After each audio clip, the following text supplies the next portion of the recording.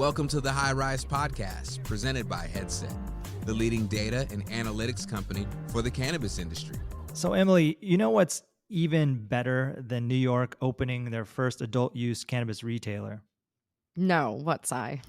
It's New Jersey completely throwing shade on the whole idea of how they rolled it out. Did you see this on Twitter, where the New Jersey Cannabis Regulatory Commission actually tweeted, "Aw, on our first day, we did 12.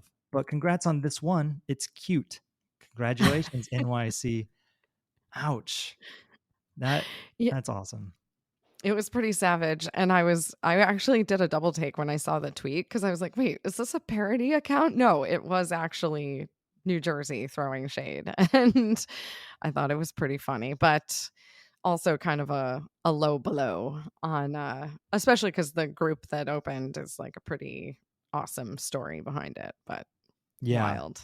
Yeah, I'm surprised more states don't do this, right? As states roll out, like, oh, hey, congrats, New York, on your first store. We've been selling legal weed for 6 years, here in Colorado or whatever. But it's good. I don't know. It's good that they're engaging in this way. I think it's fun to be a little lighthearted. But what's up with this store? So one store, they did it, 2022. I don't know what our prediction was. I kind of was like, it's not going to be till 23, maybe.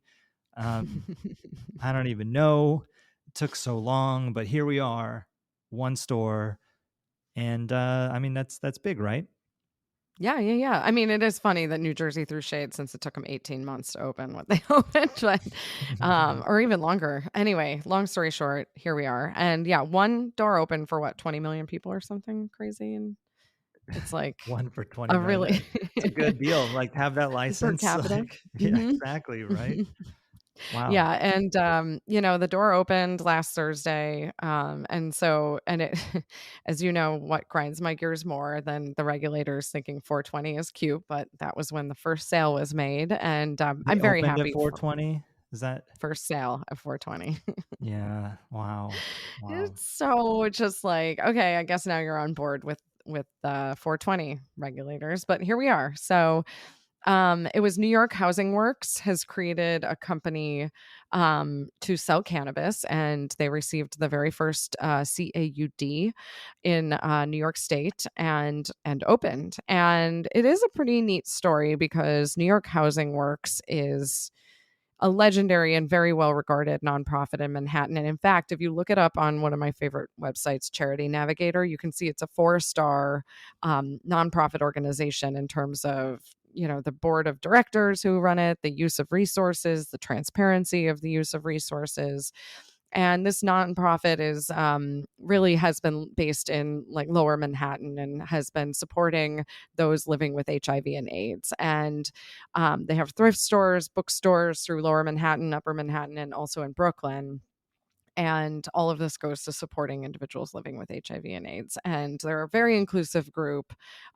This cannabis store will be the 12th store associated with New York Housing Works. And it's located in Astor Place, which is kind of my old stomping grounds from when I was in grad school at NYU.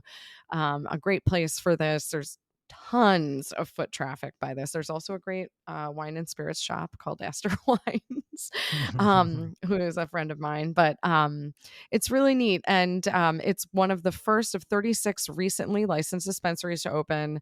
There are an additional 139 yet to be assigned, and 900 applicants still awaiting word. So this was a big deal that they got this open. So what I was able to ascertain, because at first I was kind of confused because New York Housing Works is a 501c3, which anyone who knows, that means it's, a tax deductible donation. It's a federally recognized form of nonprofit with the IRS. And I was like, how did they get this done? So what I understand, and I'm still trying to understand, is that what's it called? New York Housing Cannabis Co. is all of the proceeds from that will go as a donation, I think, to New York Housing Works. So the Cannabis Co. is its own co that will run and generate revenue and then will contribute the proceeds to New York Housing Works. And I think it's really interesting. I just wanted to call out one other parallel around this, which is that in California, our legal market as we know it started with Prop 215, which was born out of the HIV/AIDS epidemic here in San Francisco with Brownie Mary, and the idea of patients' rights around access to medical cannabis for HIV and AIDS, and especially for palliative care, for alleviating the symptoms. And that's really where Prop 215 began. And so I think it's an interesting kind of nod to that this is where this was kind of born out of. And like I said, Housing Works couldn't be more well regarded in New York City, especially, but I think across the state and globally because of their efforts. I thought they had some really sweet things, like their hashtag was make love not drug war, which was pretty neat. And that they also are focusing on featuring products from LGBTQ and BIPOC and women-led brands, because they do feel that those communities have been disproportionately affected by the drug criminalization, and I would second that. So pretty. I mean, this was. I think we've been talking about the wins and the pitfalls of New York State. I would say that this was a pretty neat start to have an altruistic mission around commercializing cannabis and trying to put this on a right path. I do think opening one store is really tricky, but if it was going to be one, I'm glad it was such a good organization. Yeah. Well, that's a great overview, and you're right. I mean, it has taken a long time, and we've given them a lot of grief about the amount of time it's taken. But it is neat to see this is kind of their first push, and if they all look like this, then that's fantastic. I mean, they really talk a big game on the equity component here, and it looks like they're delivering on that.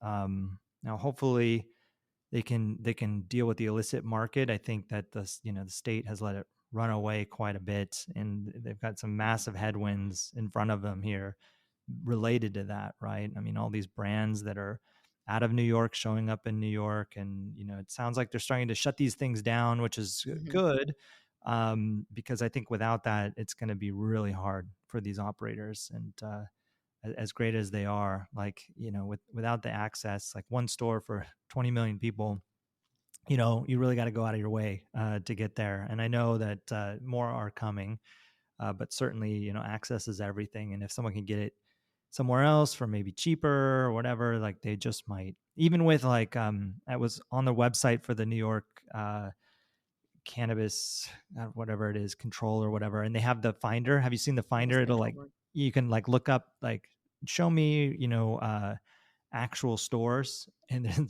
it's just this one that pops up, which is funny. I want to get a screenshot of it just for posterity, because hopefully one day it's hundreds, not thousands, but it's just the one.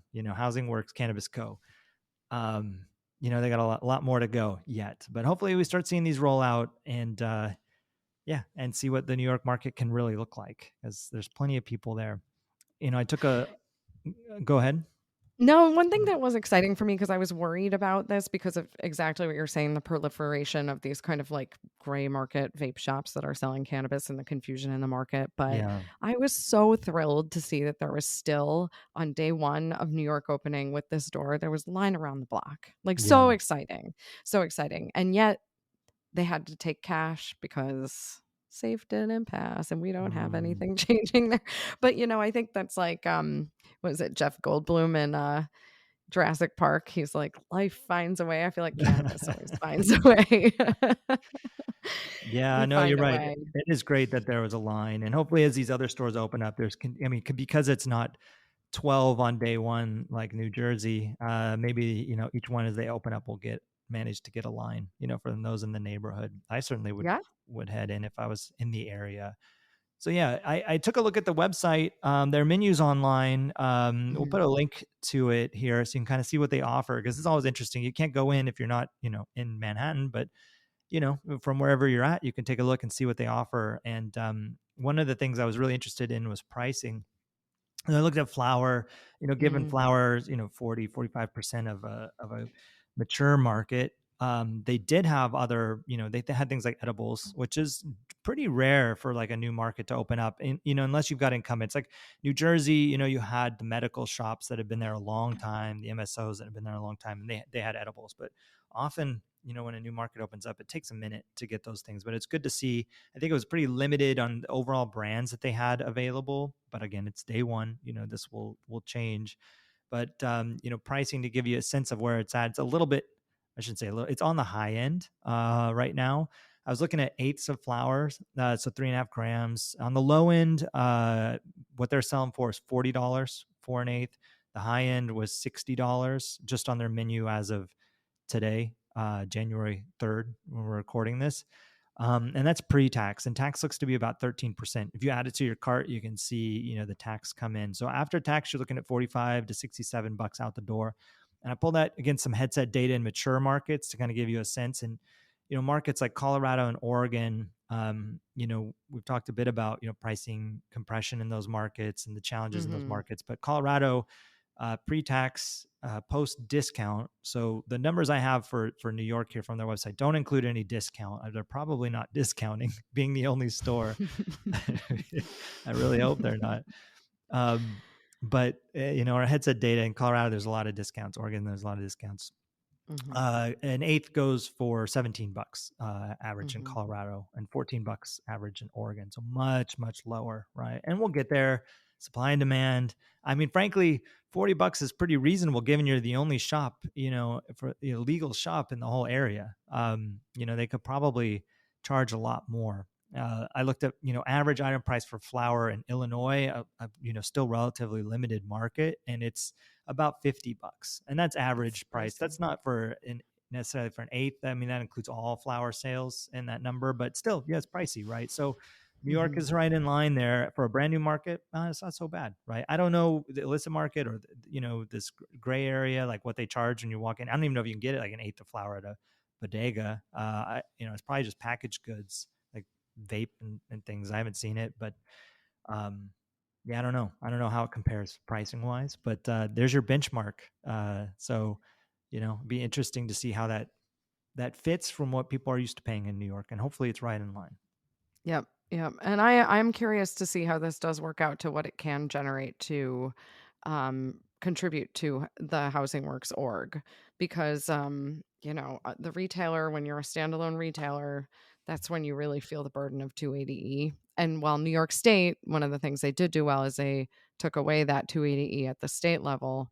They still have it at the federal level, and we know that's extraordinarily painful for just the retail only. So I will be curious to see what they're able to extract on the profit side to be able to contribute to the Housing Works. So, and you mentioned they have other stores, like other types of stores, like a bookstore and some other things. And so this is just kind of in that group of stores. They just now happen to have a cannabis store. Yeah. So those are all, it appears under the org, which I think is because of the 501c3. And then this is a cannabis co, which makes me think it's organized and structured differently, which makes sense. And so, because a 501c3 nonprofit, IRS recognized, I mean, if the IRS is going to recognize this as a 501c3, then maybe we have some hope of removing 280E. No kidding. I do remember when we were at a marijuana policy project, when we would take donations from the operating companies, there was some concern that we would lose our 501c3 status because, again, it's the flow of cash from an operating company that is not recognized at the federal level. And so therefore it creates this issue. So this is interesting, and it's kind of great because the other thing that happened last Friday, which we were actually was, I think it was Friday, or was it Nancy Mace was introducing the removal of 280E. So there's being there is going to be introduction on that. So there is a push around that. So I do think there's some things happening around this. So we'll see. But that was an interesting thing. But yeah, they have bookstores, thrift stores. They even host weddings at their bookstores, which I think is kind of a neat thing. That is cool. It kind of reminds me of 826 Valencia, which I know you're in San Francisco. You're probably familiar. The nonprofit started by Dave Eggers, right? Where they set up different stores to support the nonprofit, and the nonprofit's about getting like under served kids like the ability to write, or like an area to learn how to write better and help their writing skills and all that. But they have these stores, right? Like at 826, I think it's a pirate emporium. You can go and buy like pirate gear.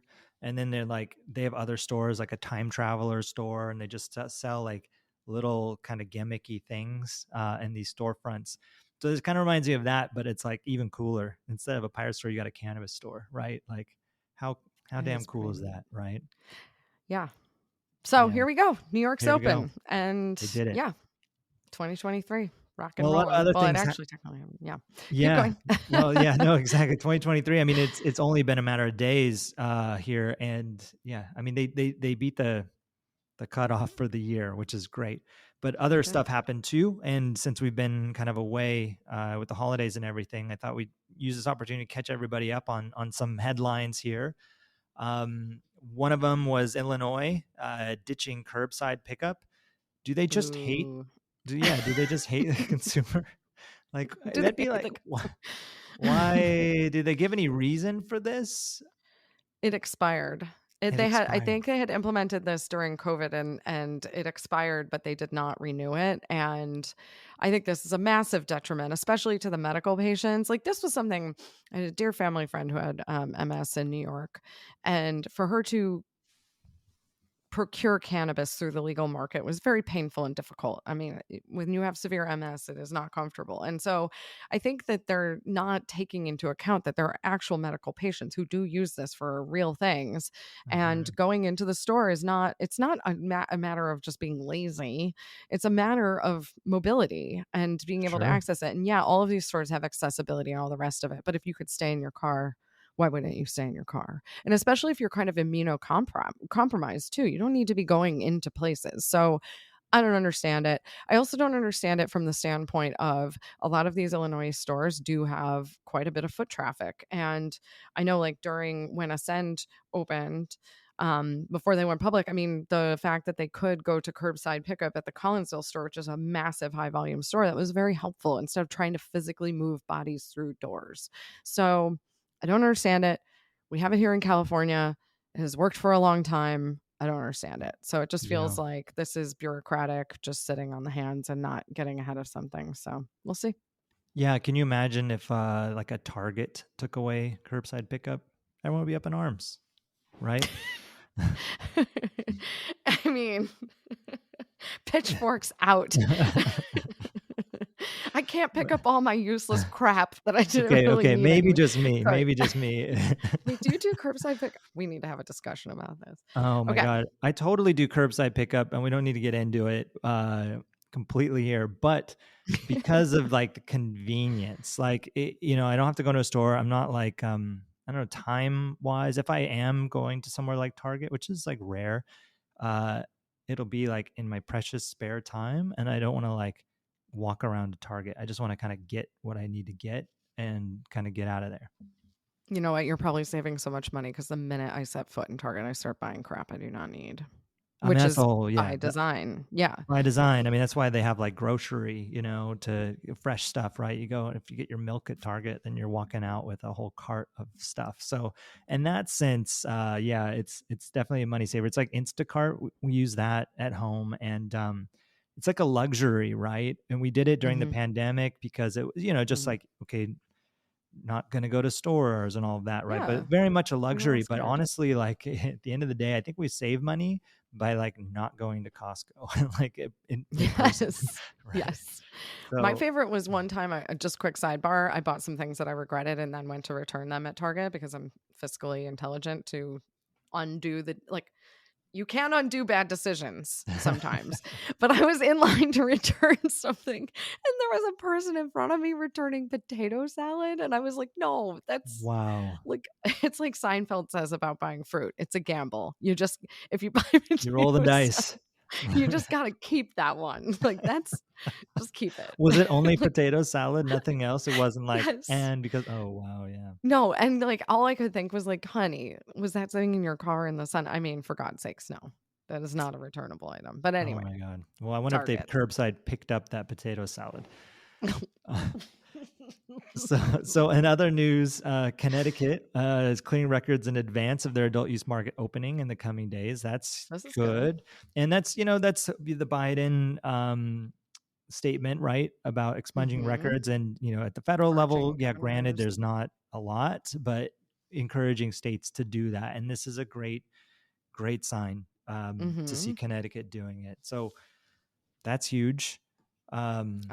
I still can't wait to get the topsiders and the James Spader pink popped collar polo and go buy cannabis in Connecticut. You gotta great. dress for the occasion.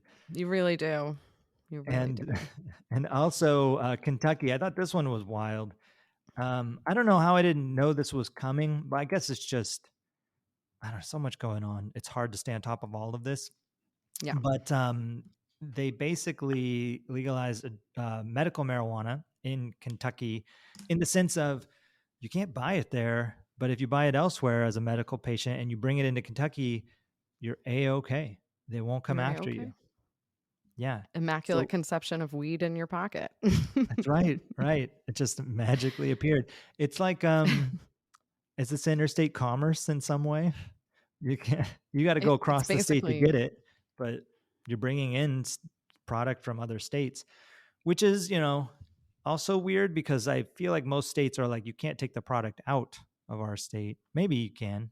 I don't know. I guess they're not selling it out. You buy it, you can take it with you. You can take it with you wherever. Right. I think that's always said with a wink, like, you got to consume this while you're here. Right. But I mean, if you get on a plane, I would encourage. And you're like, no, this is cool. I'm flying to Kentucky, like where it's fine, whatever. I mean, it's like, I guess, flying with adult use cannabis across adult use states. Anyways, this is funny because this is Mitch McConnell's state, right? And he is a huge fan of cannabis and all it entails, obviously, withholding safe, using that as leverage, against the Democrats. I think both of us heard that the Farm Bill really irked him, given all the Delta 8 and everything going on, like this loophole of the 0.5% THC that, they permitted. And now there's this proliferation of cannabis everywhere, not Delta 9 necessarily, but, mostly things like Delta 8. And apparently he's very unhappy about that. So I can only imagine how he feels about this in his own state. Yeah, this is a lit joint that's going to go up his ass sideways. So I don't know what to think about this one. Go Kentucky. Go Kentucky. Hell yeah. Hell yeah. I think every state should just do this. Like, don't bother building a framework if it's too much work for you. Like, that cognitive overload, I can't do it. I can't build a whole structure for licensing medical. Let's just legalize it. And then people bring it in, and turns out people already have it. So great, Anyways, it'd be cool to see more of this. Just another one of those oddities that I love. I just love the weird things, right? The Minnesota legalizing beverages, Kentucky legalizing medical marijuana without any sort of dispensary framework. Just love it, and just the assortment of legal frameworks we have now, Kentucky. So good for them. I still probably wouldn't consume cannabis in Kentucky or bring cannabis in Kentucky. But I guess, in seriousness, if you're a medical patient, that's a huge win for you. Huge. Yeah. Right. And the conditions, it's like 21 conditions and they were really important. So I was like, all kidding aside, I was very happy for the patients. That's a win because that was the other thing that happened right before the holidays or during the holidays was in Kansas, that patient, that terminally ill patient. Oh my God, yes. They his arrested him. They raided his room for his medical cannabis. And it was like, for me, that was a really sad moment because we all know my family history. And I was just like thinking about what that guy and his family are going through at that stage in his life, end of life. It's like unfathomable, those people coming in doing that. And like, what are they? Are they just like, I'm just doing my job? You know what I mean? It's like terrible. What state was that? was Yeah. Kansas, I Yeah, it think. sounds right. I think Kansas sounds right. Just tragic. But yeah, so laws like this in Kentucky, I think can go a long way. Yeah, Because, it's it like, was Kansas. yeah, these are single stories, but these stories are like profound, if you put yourself in their shoes and you have empathy for what they're going through, and in a state where, they this is what they deal with in the condition that they're in, and it's not so easy for people just to pick up and move, right? No. Like, oh, I got to go to another state because this actually helps me.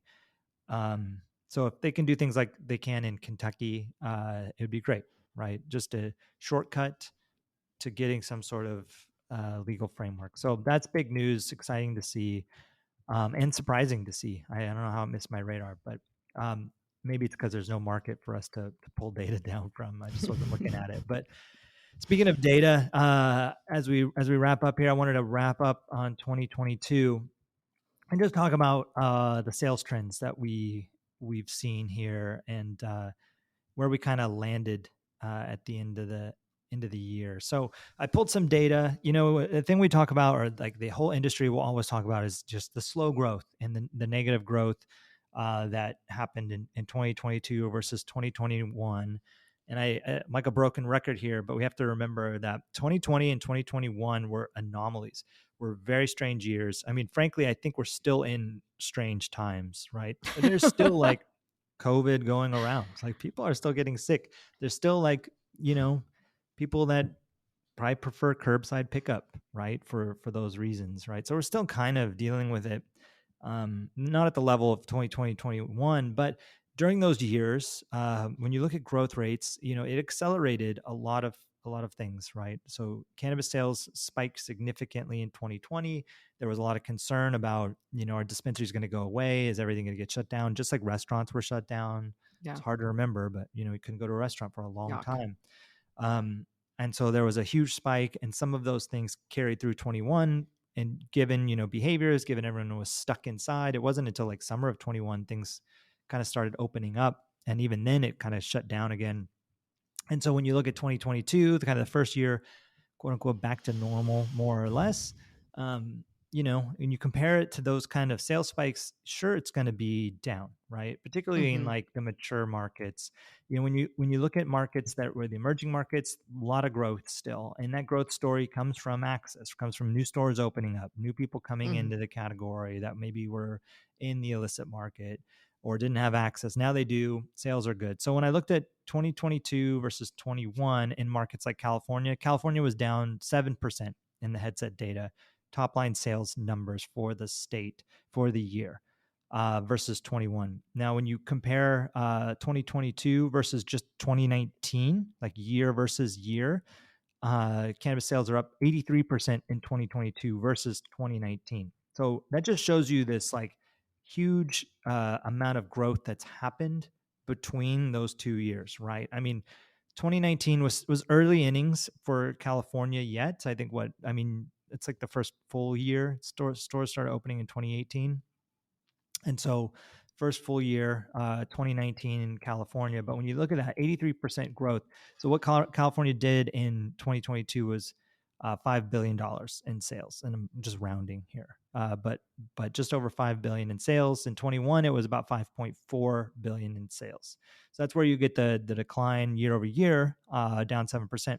But then when you look at the compound annual growth rate year over year, and you just say, okay, let's look at 2019 versus 2022, what is that compound annual growth rate? And it's actually 22% in California, right? And that's a good compound annual growth rate, or CAGR, as people will say. So that is something to keep in mind when you think about, okay, things are slowing down. Sure, dollar for dollar versus last year, lower than last year. And the challenge here, and why this matters, the slow, and why people talk about it so much, is that these operators kind of got used to the new normal, right? And set some expectations on like, okay, it just accelerated everything. I remember the big narrative during the pandemic was this is bringing trends that were coming, in the years ahead in a matter of months. Things like pre-order and pickup, right? Online delivery behavior, not just in cannabis, but in life, like ordering food online. Like these are behaviors that a lot of people didn't have before, but now that everyone's like using Uber Eats all the time because they built those behaviors. Now, I don't have Uber Eats numbers, and I know we've talked about it before, but those numbers have pulled back. DoorDash has laid off a lot of people, right? Because the new normal turned out to be not the new normal, and it's kind of settling back down. So it does matter that, of course, we would love those kind of continued COVID growth rates every year, but you're just not going to see it. You're not going to, it's not going to be the reality. But what is the reality is that it is still growing. Now, the mature markets like Colorado, those ones are growing much slower. Colorado is the CAGR for Colorado is only 3%. The CAGR for Washington is only 5%. And I think this is a more challenging narrative, right? And I think here what we need to think about as an industry and what Colorado needs to think about is how do we grow this number? Like, what can we do as an industry to expand this number? And things like on-premise consumption that we talked about with, what's happening in Nevada, I think is a great way to do it. Better access via delivery, the curbside pickup, more stores, whatever it needs to be, in markets like Washington, it is pretty archaic compared to even California, what you can do. And I think that, as these markets come online, they come with benefits because they're learning from these other states, and markets like Washington are pretty status quo, right? Where it's just kind of like frozen in time. And so you have a CAGR of 5% in Washington, not great. When you compare year over year, it's down 13% versus 2022 versus 2021. So these I think are kind of signs like, if you're in these markets, how can we grow these markets? If you're looking at the big picture of cannabis, the big picture is fantastic, right? When you see the forest for the trees, it's like, think about New York. What you're saying, 20 million people, one store. Think about that opportunity. It's going to be great when I compare 2022 New York sales to 2023 New York sales. It's going to be 2 days of sales at one store versus like all these stores open in 23.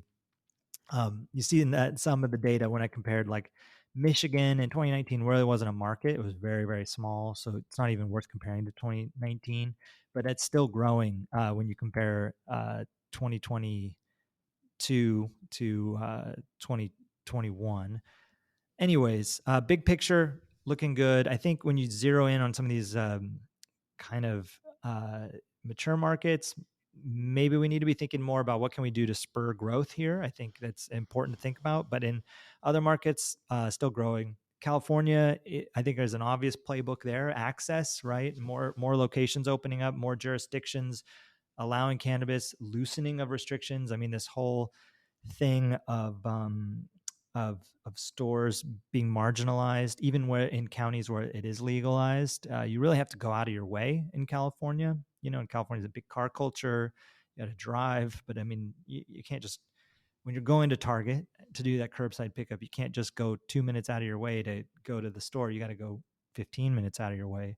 So I think there's a lot of opportunity yet, and I think that states are recognizing it. And maybe 2022 being the new normal, we compare 23 and really get a good picture of how this industry is trending. But given the year's over, let me pull some states.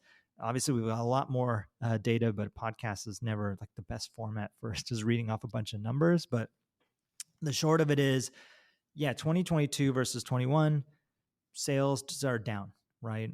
21 sales were higher than they were in 22. But when you look at the big picture from 2019 and you skip over the COVID years, we do have compound annual growth rate in every market. Even Colorado, even though it's smaller compound annual growth rate, there is growth. So I don't know, still excited, still looking forward to seeing what this industry has in store for us in 23 and the years ahead. Thanks for listening to the High Rise Podcast, presented by Headset. For more information on Headset, visit headset.io.